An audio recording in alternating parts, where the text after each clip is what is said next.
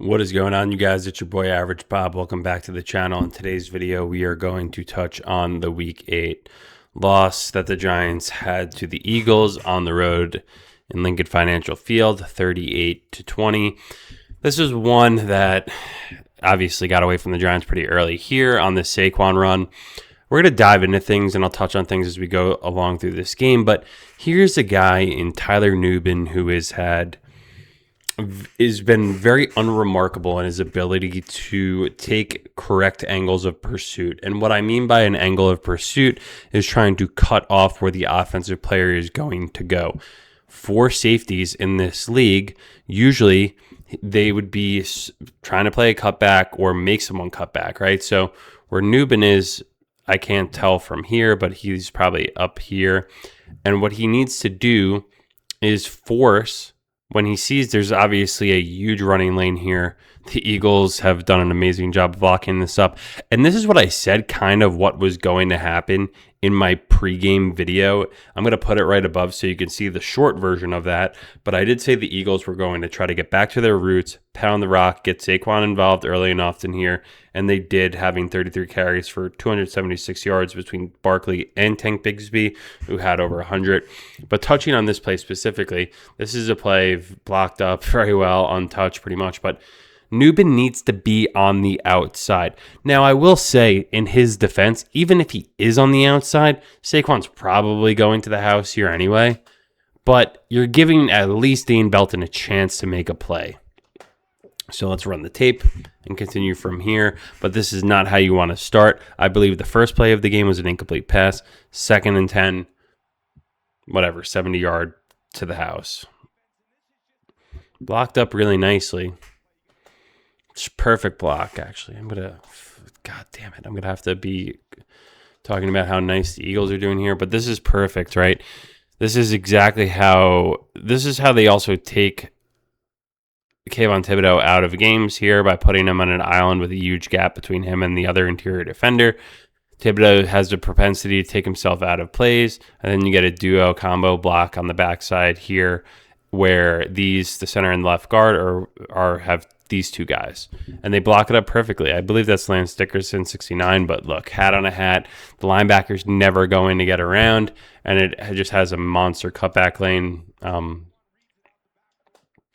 But right there, Nubin's just got to be out towards the numbers a little bit further. And this is what we've seen as Giants fans. Saquon do Saquon things.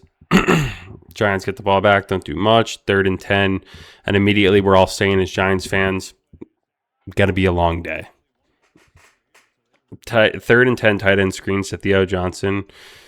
Again, just small things, but to me feels like fireball offenses. Deontay Banks, let's watch him here. He seems to be covering. You have Burns over the tight end. Banks must have coverage on him. And he takes one step inside. See, here's the thing. Kind of similar to Nubin, a little bit different here on 2nd and 5. If Banks can force him to either string it out and get 2 yards out of bounds, that's fine. That's a win, right? You have your shitty, 3rd-string cornerback trying to make a play. Who's a starter right now because everyone's hurt.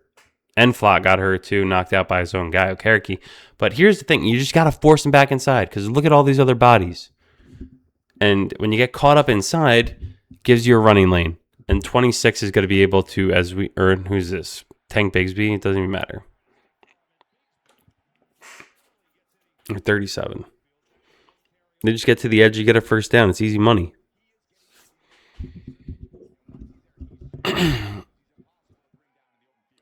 Nice play by Darius Alexander. It's a screen, so that's why Dexter's right there. But Dexter is getting absolutely crushed by Giants legend Carl Banks yesterday, who Banks said people don't have respect for Dexter Lawrence. I do want to defend both Dexter Lawrence and Carl Banks here because something has been off with Dexter Lawrence so far this season since the injury. How is this? Okay? I'm going to have to go back and talk about this, but look at the play clock, everyone. It's a flag. Not called. and this results and he doesn't get the first down or anything. But I think it's 4th and 3. They go for it. But Banks saying defenses don't have respect for Dexter Lawrence. And yeah, they had a delay of game or a false start and then pushed them back for a 58-yard attempt. That gets Doink City.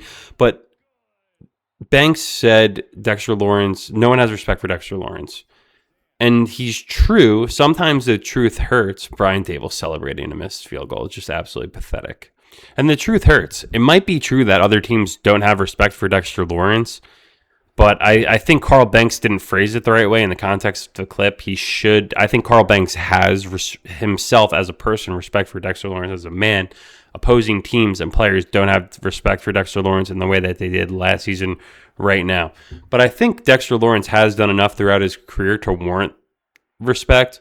I mean, I think just right now I don't know. It was kind of weird that was probably a hold by Runyon here in the left guard. Just got him tackled down. But hey, we'll take it. One of our fun last plays of the duo of Dart and Skattebo. Skattebo going hot. Or actually, no, they're not even blitzing, so it's not hot route. But just a man-to-man wheel route. Does a good job of getting separation, knocking him over, and scoring.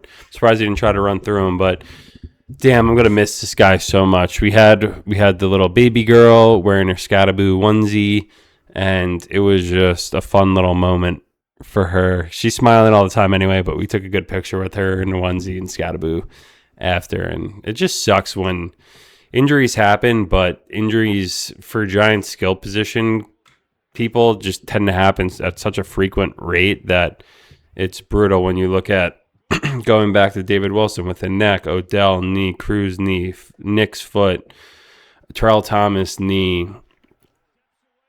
Chalky knee. All of these guys have had terrible injuries in seasons, and now Neighbors too, when we need guys to be healthy. It just sucks. And dislocated ankle like that, it just looks so bad. And kudos to the badass motherfucker that Cam Skattebo is, because you see him, he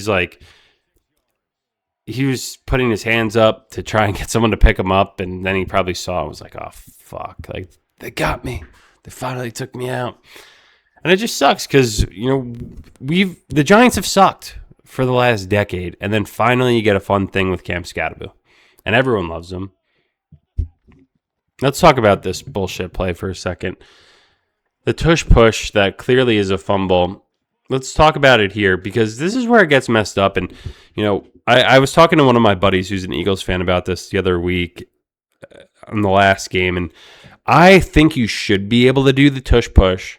It's the same reason why conservatives hate Jimmy Kimmel and stuff along those lines. So let me equate the two. I might not agree with anything Jimmy Kimmel says. I don't agree with the tush push, but they still have a right to exist as a play because you can't necessarily stop them and you have a right to free speech. But in this example with the tush push, where there is a lot of actions with it becoming ungovernable, and here's one. This is a live play. You should not be able to blow this dead. And I think we probably will get to a point where every single play is going to be reviewable, even though these games take like 4 hours anyway, and there's packed with a gazillion commercials and sports gambling ads.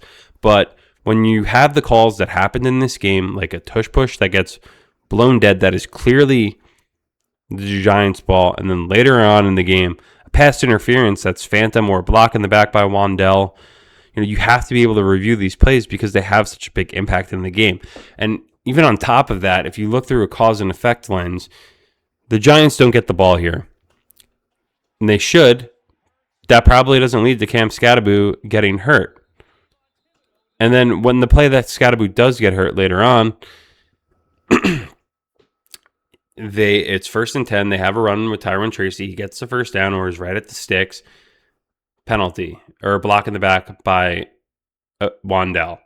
And then they bring it back 5 yards. Next play, delay of game, bring it back another 5 yards.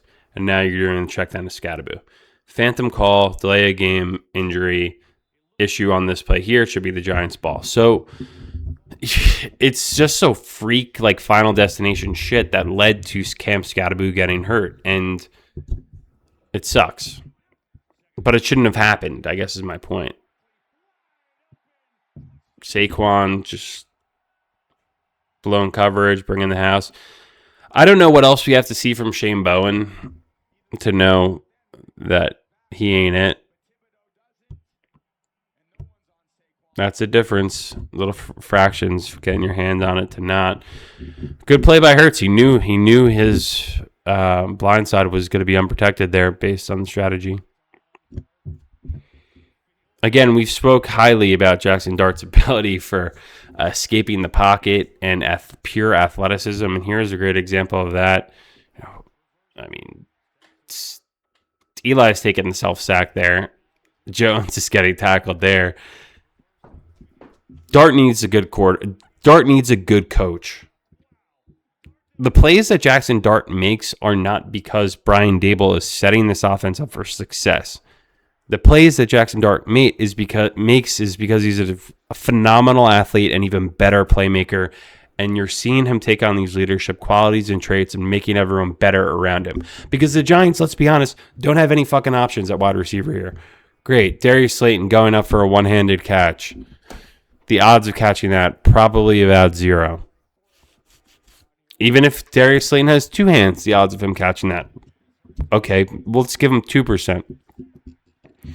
But Dart needs help. They need to figure out coaching for him, and they need to bring in a wide receiver too, because let's be honest, second straight year, Malik Neighbors done for the year, freak ACL injury, and then last year missed a bunch of games too. So what? Another perfect throw by Dart. Got to be able to catch it. Sorry. It is what it is. You got to catch it. That's the difference between good teams and bad teams. Watch the highlights from the Colts game. Daniel Jones is making these throws, and guys are getting hit. Guys are, maybe they're just getting so lucky because that's what happens when teams get to be 7-1. Everything's going Daniel Jones's way. But I watched the highlights, and you're looking at these throws and being like, these guys are making insane catches, and they're not that good either. Michael Pittman, not that good. You're still not out of this game, even though everyone watched your star running back get his ankle snapped.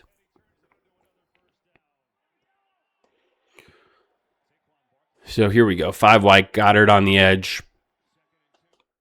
No pressure coming. Great clean pocket. Slant, Goddard gets in. That's why I have the big fella. I think the Eagles clearly did whatever they wanted this entire game. Hurts went 15 for 20 for 179. Not 1, 2, 3, but 4 touchdowns, sacked 4 times. Eagles rushing attack. I said it earlier in this video, 33 for 276, 1 touchdown with a long of 65 on that Saquon touchdown. Devontae Smith able to really get down the field. I don't even think the offensive line deserves any credit for these sacks. I think 3 seconds in, no one downfield. Got to wait an extra second for Wandell to get open here, but this is what happens when you don't have good wide receivers. This is on Joe Shane. And I just don't want Dart to get crushed or lose any potential that he has as a result of just dog shit wide receiver play. Figure it out. Find a disgruntled guy. Bring him in. Every other team does it. The Eagles did it with A.J. Brown, got him a Super Bowl. You got to go find disgruntled wide receivers. I don't know who they are, but maybe that's a video for another day. Who should the Giants add at wide receiver? Devontae Smith, 6 for 84, no touchdowns, but he's so good at getting to that second level, and he's a great complimentary piece. Ooh, wow. Carter just got pummeled by Dickerson there. And usually I do break these videos down in a little bit more detail, but I think we're at the point of just the season and where this franchise is right now that I don't want to break down every single video or play individually, because I don't think, the viewers that we currently have are, sticking around for that. And I want to make sure that this video is as useful as your time and my time as possible. So Tyrone Tracy Jr., we're going to see a lot of him coming up in the next coming weeks. With Skattebo out, we're going to see your boy Motor Singletary in a $6.5 million cap hit, playing every single game too. They got to get weapons for this kid. He is so talented, and I really didn't know how talented he would be, but when you look at these throws that he's making, and you look at him compared to the number 1 overall pick in Cam Ward, who the Titans took, they both have a similar level of players on their team. You know, really not good, any of them. And the Giants probably had better weapons to start with, the healthy Neighbors, but you know, a lot of this is scheming. It's a lot of play call stuff. And again, to the point where Jackson Dart is able to have success outside of a couple power runs and stuff, which I don't think you should be fucking doing down 25 points in the fourth quarter. I think that alone is a fireable offense. Dane Belton with a bad angle of pursuit there. Saquon comes up a little bit limping. I haven't watched a Saquon documentary. I have no inkling to do so. There are a lot of Giants fans who are like, you should watch it. I'm like, I don't want to watch more pro Eagles propaganda. I don't want to, Saquon's a good guy. Good for him. He's not on the team anymore. I have no love loss for him at this point. I wish him the best, but not when he's playing us. And I really actually hate the Eagles. So 2nd and 31, Shane Bone defense, giving it up. There's almost no doubt when it was 2nd and 31 that they're going to get a first down. But yeah, I have just no interest at all in watching a Saquon doc. And you guys know me. I talk extensively. I love this play call. Extensively about sports content. I love sports documentaries. I have no interest in watching a Saquon suckfest. I love this play call. This is something that the Giants just need to rip off completely. Throw a bum wide receiver in motion, figure out that it could be man-to-man, and then you just do a basic RPO, but you get your tight end coming back. This is a play that Daniel Bellinger could score on. In the flat, probably helps. So Karaki was supposed to cover him, fell over, and kind of did nothing. But I like the play call. Theo Johnson doesn't score from there. But this is just what happens when you get to a point of a season where, I don't know, our guys going to start checking out. It feels different because Dart has so much potential, but we're getting towards checking out season where guys will probably make some business decisions and want to stay healthy. Great kick steps from Andrew Thomas. I don't even know. Just absolute bullshit. Offensive pass interference call. But honestly, Darius Slayton to do that right after you get a penalty and then you're going like down however many points you're down at this point. Pathetic, honestly. I just want, I don't know. He can't come back next year, but he has to because he has a fucking crazy cap hit. Yeah, it's a bullshit call. The league needs to look into this stuff.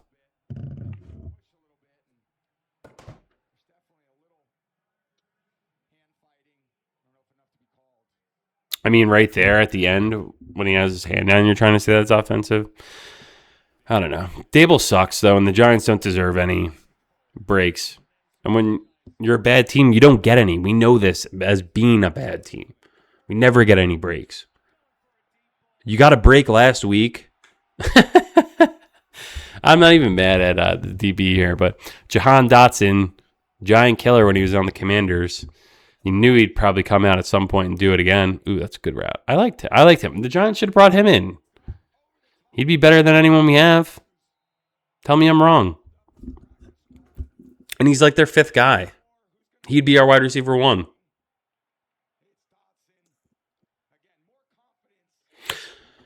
Yeah. This is just what I don't like. Down 25 and you're just take Dart out. Because what happens, Jalen Carter, 320 pounds, kills Dart. Then what? I think people would be calling for Brian Dable's head on a spike outside MetLife Stadium if Dart got hurt in this game. Down so much. What are we learning here? What are we getting from this by having him in the game? If you could tell me what we're getting, are we getting reps? I think we have enough. Listen, you know, I had Jackson Dart anytime touchdown. That's where he got it. But I just don't want him taking hits at this point in the game when a game's over and the season's over. So how can we dumb it down? Because Brian Dable has a propensity of running quarterbacks into the ground. Daniel Jones broke his neck at the time and tore his ACL and was super banged up with really bad injuries. And I just don't want to see Brian Dable in a position where he's trying to just fight for saving his job, doing terrible things for the long-term longevity and health of Jackson Dart, just so Brian Dable could have a job. Tell me I'm wrong. Anyway, thank you guys for watching.